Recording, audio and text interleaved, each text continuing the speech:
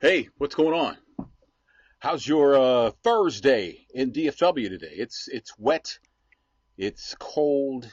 I think they said it's like 38, but it feels like 33, and it's still raining. Parts of South Dallas got some flooding going on. Businesses getting affected by that. So thoughts and prayers with folks there. Hope they get some relief, and I hope they're insured. That's like a big deal. So Agnes, how you doing?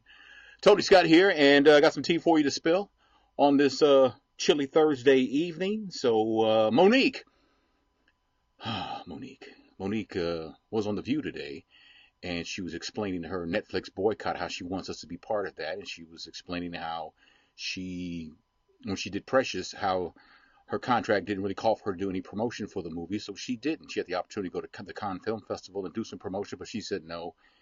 And she says because of that, she's been blackballed and it's affected her career. You can watch it at krb.com. And also, Monique owes like $560,000 in taxes. So should she have taken the Netflix gig for $500,000? Then she'd only be $60,000 in the hole, but she didn't. And this is where we are right now. She's got like two tax liens, one for a couple of years and one for 1 year.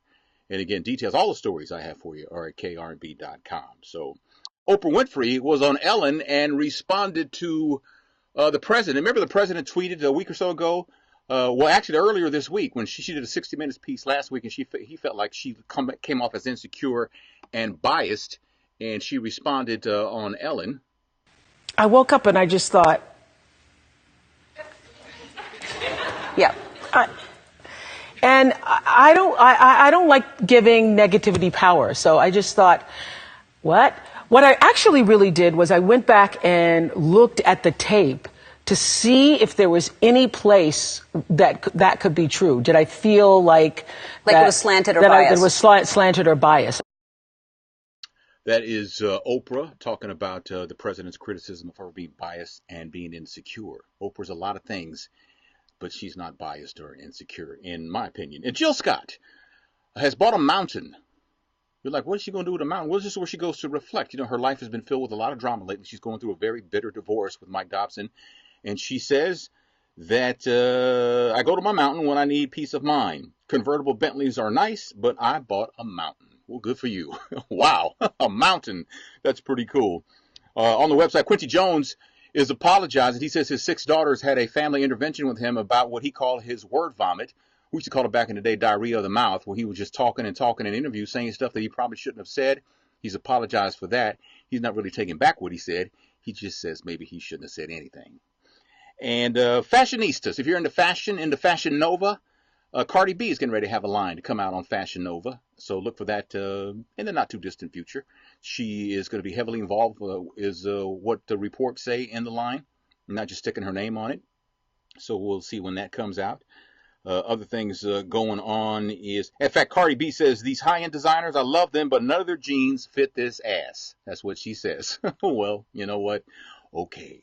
Allen Iverson has had his third mansion foreclosed on since 2011.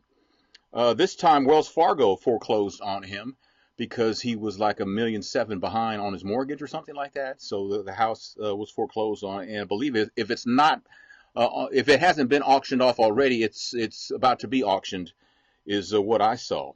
Chris Tucker says Rush Hour 4 is going to happen. Him and Jackie Chan are going to make Rush Hour 4. The first Rush Hour movie came out in 1998, and this one will probably be out in a couple of years. And Prince's heirs are saying that they're worried about the money, their money. Actually, it's Prince's money. But since Prince is nowhere around anymore because he passed on, his estate's worth $250 million. And they're saying, now hold on, because the estate is spending sometimes they spend like $600,000 a month. And that's cutting into the funds. I mean, they say the monthly fee for the bank to manage the estate is like $125,000 a month. Wow, that's a lot of money. And they want it stopped. So what else is going on? Did you watch the town hall last night on CNN? These Parkland High School kids were there, and some other kids were there, and Marco Rubio, the senator from Florida, was there, and Dana Loesch, who's a spokesperson for the NRA, was there, and it was pretty brutal for those two. Senator Rubio got dragged. Actually, they both got dragged. But Senator Rubio, I'll give him a piece of credit because he was actually there. He didn't chicken out like a lot of politicians do. So there's that. Uh, we're going to give, talking about some of your comments on there, you're going to give, hey, Anita, you're going to give, Agnes says we're going to give Quincy Jones a pass because he's 85. So that's her. Let me see if I can get that up for you. There you go, right there. So the kids last night did a great job. I thought they did a great job, Agnes. I thought that they represented themselves and people who are frustrated with the gun laws in this country very well.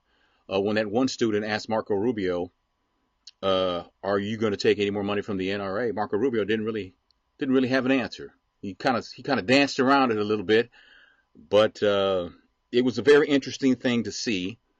By the way, before I forget, those clips that I played earlier from Oprah, courtesy of the Ellen show, and did I play the Monique? Monique and Whoopi were talking about Monique's situation. I don't think I played that for you. Let me see if I can get that on for you real quick, courtesy of ABC. Contractually, yes. When you make a movie, regardless of who you sign the deal with, yes, your job is to go and promote said movie. Yes. That's no. So when they wanted you to come, and we've had this conversation, and I said if you had called me, I could have schooled you on what was expected. And when we did have that conversation, and what I said to you, my sweet sister, I said, Whoopi, at what point do we stop saying the next time? Because what was expected. Wait, but I want to answer it though. Yeah. I want to answer when you say do you contractual. Want to get paid for the publicity? Please let me answer. Yes, yeah. ma'am. Because if I had done something wrong contractually, they would have sued me. The reason why no one could do anything to me contractually, because they found out I did nothing wrong contractually. So when they asked me to come overseas to promote the film, when I said, guys, I'm spending time with my family, I'm going to pass. Now, when I make this statement, this is what happens when you don't go to the room. What Tyler Perry showed me, Lee Daniels, Oprah Winfrey, and Lionsgate, when you don't do what we ask you to do, we'll take your livelihood. So for 8 years, my family has suffered and my career has suffered because what I would not allow those entities to do was bully me. And because I didn't allow the bullying to happen, this is now what I sit in. Well, that's interesting. So her career has suffered. It's hard to have a comment, whether it's from me or from you, where the comment holds any sort of validity because we're not in that circle. We don't know how the business works. But I can tell you that sometimes you got to go along to get along. And when you don't, you can find yourself on the outside of that circle looking in. And I think that's the case with Monique. A lot of people say her husband, Sidney, as her manager, is really negatively affected her career. It appears that way because he doesn't really have a lot of experience in managing on that level. But like I said, it's hard to criticize because I'm not in the room, you know. And Larry's not here for the comments. By Felicia. And it's easy to say that, you know. It really is. Janice brings up a good point, that she needs healing. And she does. She comes off as very bitter. And I don't even know if that's fair. Look, I don't know Monique. I've met her a couple of times, but I can't say that I know her, you know. And so she comes off, her approach might be wrong. She may need some coaching on how to deal with the media. A lot of companies, a lot of high-profile people have that. They have coaching on how to deal with the media. You never know about it because those people are not looking for shine. They're looking for business. And they kind of like help you in how to deal with the media. And you get publicists who help, spin your narrative and your agenda to work in your favor. And right now, I don't think that that's going on with her because she... I don't know. The whole thing came off. When it started with Netflix, the whole thing just came off bad. But even before that, her beef with Tyler Perry and Lee Daniels and even Oprah has put her in a bad light, I think, from most people's point of view than people who are pro Monique. I mean, I get the fact that she probably got the short end of the stick with Netflix, but that's what they were offering. And if you don't like it, then you turn it down and you move on. But, I get the feeling that part of the reason they only offered her $500,000, and that's a relative term, that's a lot of money for you and me, maybe not so much for her, is because of the approach, And I'm just guessing that might be it,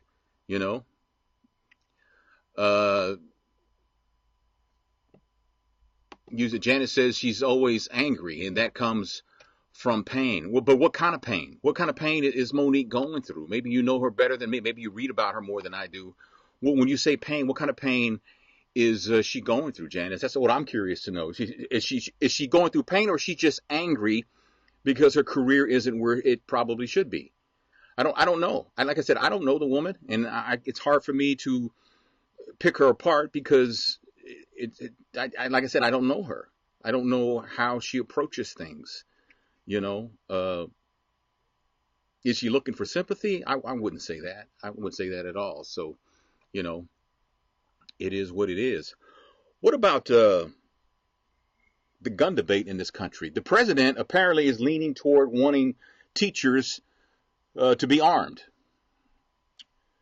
which to me, he says that'll chase the bad guys away when they know that that there are guns in the school. I think the president is simplifying that. That's a simple way to look at it. Unless these armed teachers are marksmen, there's going to be a lot of bullets that are going to miss. And where are those bullets going to land? Are they going to land inside students' bodies? People are going to be harmed because, you know, shots go astray.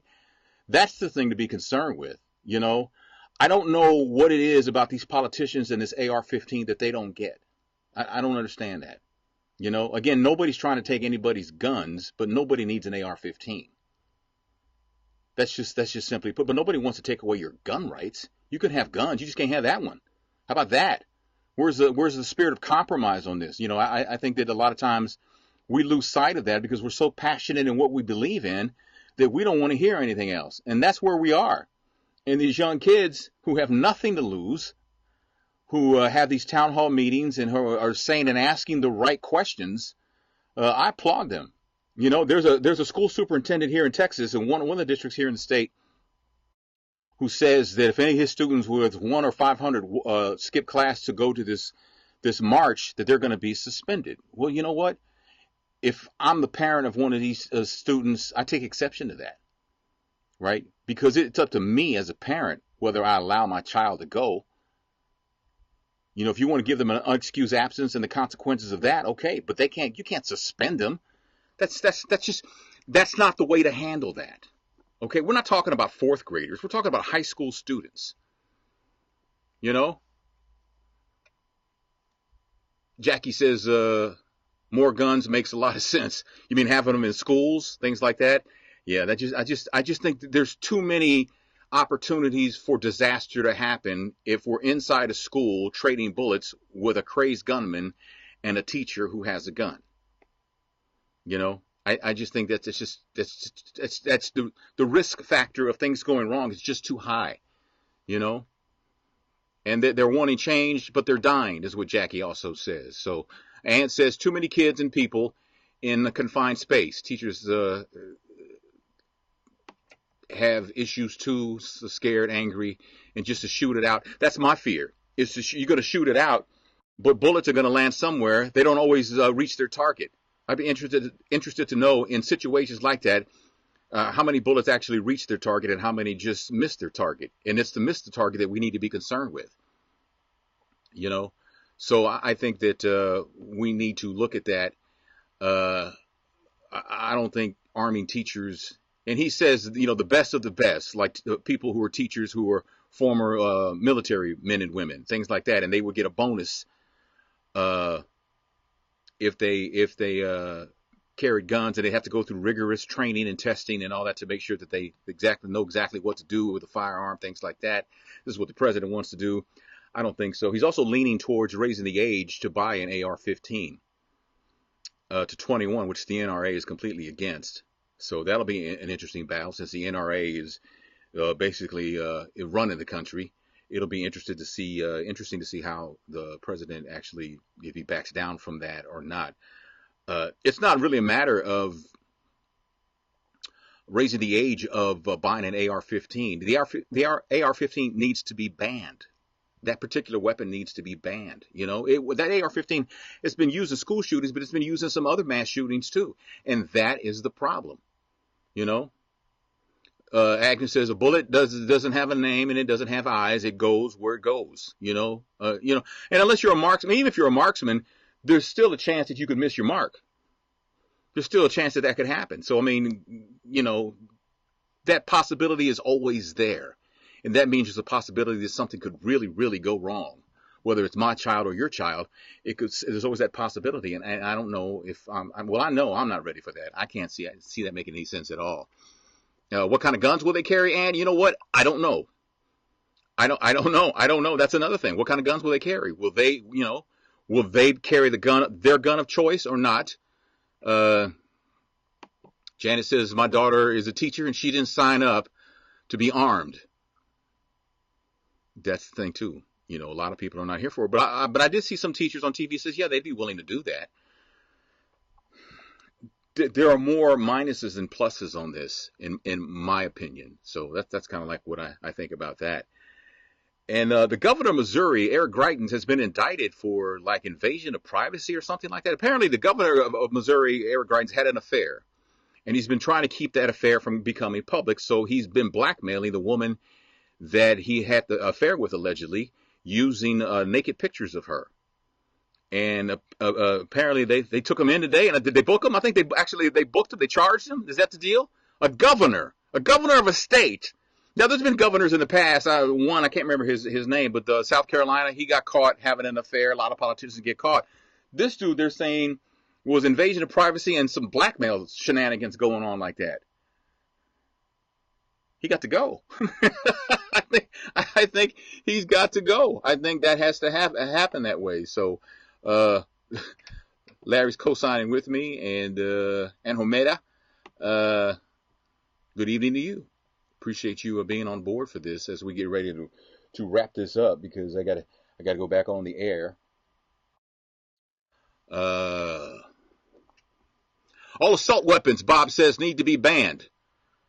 You get no argument from me on that. I support our constitutional right to own a handgun for protection or a rifle for sport, but in my opinion, owning assault rifles is just as much a mental illness for many as the mass shooters themselves. Yeah, Bob, I think your opinion makes a lot of sense. And we're never going to get the assault rifles off the streets, And you have to also keep in mind, this debate goes on about whether new gun sales should be banned and how easy it is to buy a gun. But nobody's talking about guns that are already in the streets. There are guns already in the streets. There may be more guns in the streets than there are in the stores at this point. Where are we with that? Where are we with that? Bob Janice agrees with you. Let me see. Make that happen right there. Oh, hit this button over here. Or maybe not, but it's one of those things where I think that we have to keep in mind that the guns in the streets that are out there right now, how do we get those off the street? Some communities will offer cash buyback programs and stuff like that, but they oftentimes run out of money. So that's the deal on that. So the debate will go on. I tell you what, I would like to do a Facebook Live where I get the opportunity to talk to teachers and get their thoughts about the possibility of being armed at school. Would you be willing to do that for more money or not? And your opinion about what's going on in the schools and how scary that situation can be. I would love to do. Maybe we'll plan something like that, and I'll do a reminder video that if you're a teacher or someone who's a teacher who's willing to partake in the conversation, and I would put them on with me live. We could do something like that. I think that would be a lot of benefits to that, to get a perspective from a teacher. So having said that, I'm going to close it up here, and hopefully be able to be back tomorrow for another conversation with you as we spill the tea. Try and do this every weekday around 6 o'clock Central Time. So I appreciate you, everybody, so much. Lillian, Bob, Janice, Ann, Anna, Agnes, and Homeda, Larry, Jackie, Janice, everybody. Thanks so much for hanging out with me, and be blessed. All right. Take care.